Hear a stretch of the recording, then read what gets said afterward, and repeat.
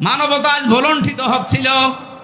এই বাংলাদেশে আমরা দেখতে পেয়েছি যুদ্ধবন্দী না, কারাবন্দীদের সাথে, তাও অবৈধভাবে, কারাবন্দী তাও স্বাভাবিকভাবে না, অবৈধভাবে এদের সাথে যে আচরণ করা হয়েছে 15.5 বছরে, আল্লাহর নবী তার জীবদ্দশায় কোনোদিন যুদ্ধবন্দীদের সাথে এত খারাপ আচরণ করেননি।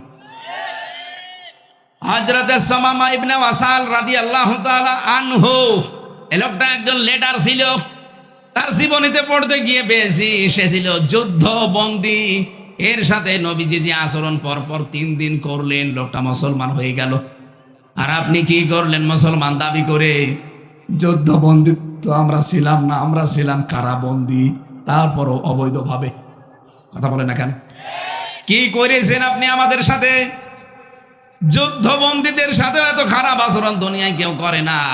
বাংলাদেশে 15.5 বছরে কারাবন্দীদের সাথে, বিশেষ করে আলেমদের সাথে যা করা হয়েছে, আয়না ঘরের নামে যাদেরকে রেখেছিলেন অনেকে তাদের নাম পর্যন্ত ভুলে গেছে। স্বাভাবিকভাবে প্রথমে এসে বলতে পারে না যে আমার নাম কি। যারা খবিস পাল্টিয়েছে, বাশার আল আসাদ, এই শয়তান যাদেরকে আয়না ঘরে রেখে দিয়েছিল, তারা পর্যন্ত সিরিয়াতে তাদের নাম এখন ভুলে গেছে। আমি একটা চিত্র দেখলাম, এটা আমার এই দেশেও পাওয়া গিয়েছিল। এই দেশে তো হাতের সাথে হ্যান্ডকাপ লাগাতো, আর ওই দেশে দেখলাম পায়ের সাথে শিকল বেঁধে রেখে দিয়েছে। একটা মানুষ 8 বছর, 10 বছর, 20 বছর, 22 বছর পড়ে আছে, কেউ জানে না দুনিয়ায়। ওই লোকটা নিজের নাম কি তাও জানে না। কি করেছেন আপনি? আমার তো মনে হচ্ছে 2024 সালটা আল্লাহ রাব্বুল আলামিন এই পৃথিবীতে বানিয়েছেন স্বৈরাচারদের পতনের জন্য। এটা গেল আমাদের দেশের, কয়দিন পরে এ বাশার আল আসাদ গেল, আর একটা আছে সামনে, এটাও যাবে। এটা পৃথিবীর স্বৈরাচারের যে 6 জন আছে তার ভেতরও দাদার নাম আছে, আমি নাম নিলাম না। ওইটা যে ধুতি ধরে টান দেওয়া আরম্ভ হয়েছে, এর গদিও গেল গেল।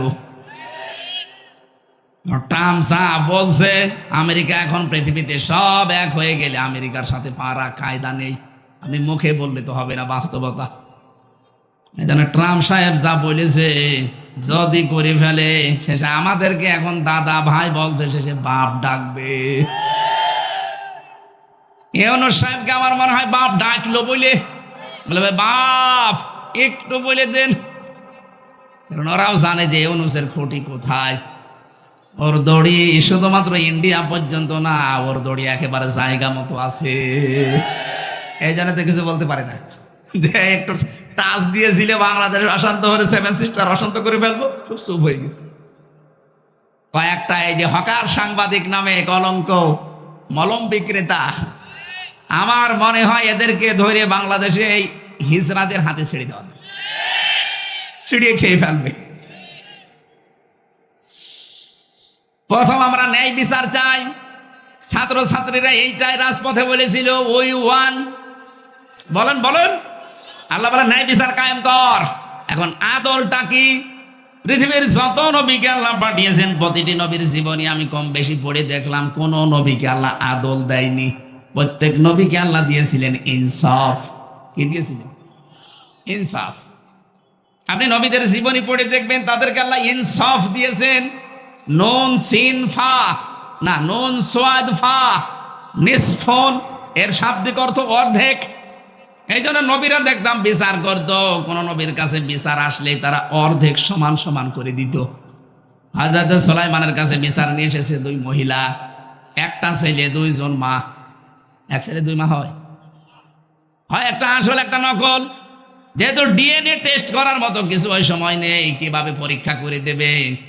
ডাক দিয়ে বললেন, ঠিক আছে ছেলেটাকে আমার সামনে রাখো, আমার হাতে তরবারি দাও, আমি একেবারে সমান ভাগ করে 2 জনকে দিয়ে দেই। যেটা নকল মা ওটা বলছে ঠিক আছে আপনি করেন। আসল মা যেটা বলে দরকার নেই, আমার সন্তান আমি দিয়ে দিলাম, ও বেঁচে থাক। সুলাইমান নবী বুঝে ফেলেছেন যে আসল মা কোনটা। অন্যান্য নবীদের জীবনী থেকে জানা যায় তাদেরকে আল্লাহ ইনসাফ দিয়েছিলেন, তারা ইনসাফ কায়েম করতেন। আর আমাদের নবীকে আল্লাহ ইনসাফ তো দিয়েছেন, পাশাপাশি তাকে আদল দিয়েছেন। আদল কি? মা মানাল আদাল লগাতানা সারহান। আদল 3 প্রকার। 1 নম্বরে আদল আল্লাহর সাথে, 2 নম্বরে আদল রাসূলের সাথে, 3 নম্বরে আদল হবে সৃষ্টি জগতের সাথে।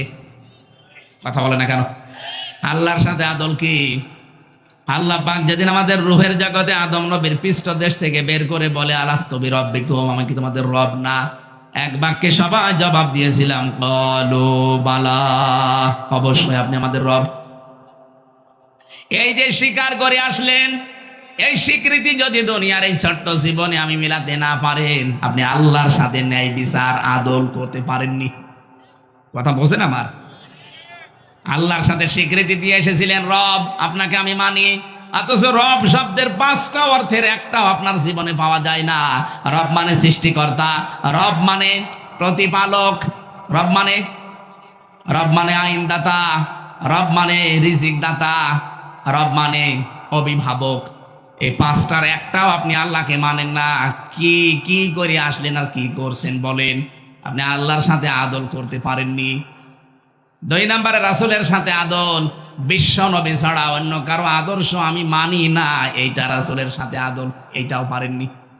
3 নম্বরে সৃষ্টি জগতের ভেতরে সর্বোত্তম যারা সৃষ্টি তারা মানুষ, এদের সাথেও আপনার আদল হয় না। এই 53 বছর পার হয়ে গেল, জোরজার মুল্লুক তার এটা চলছিল। এদেশে আদল হয়নি মানুষের প্রতি। বিশেষ করে 15.5 বছরে যারা দায়িত্বে ছিল ওরা শুধু মিথ্যা বলে উড়িয়েছে যে আমরা ন্যায় বিচার কায়েম করছি। কিসের ন্যায় বিচার কায়েম করেছেন? এদেশে তো জোরজার মুল্লুক চার এই নীতি ছিল। আমার মতো একটা মানুষকে ঘর থেকে ধরে নিয়ে গেলেন বিনা কারণে, নিজেরাই বলতেন আপনার দোষ নেই, ছেড়ে দিলেন না কেন? নিজেরাই বলেছে দোষ নেই, চলেন, নিয়ে গেলেন। 3টা বছর বিনা কারণে আটক করে রাখলেন। মামলায় তো আমার মামলা হয়েছে, হোক, আমার তো জামিন পাওয়ার হক আছে, সেইটাও দিলেন না। কি নাই বিচার কায়েম করেছিলেন? আমি নিজের জীবন থেকেই তো বলছি হয়নি। আপনি যা বলেছেন এই 15.5 বছর পর মিথ্যা কথা। এরকম জোরজার মুল্লুক তার এই নিয়ম নীতি এক জায়গায় ছিল। মিশরের আজিজ মেসের এই দরবারে ছিল।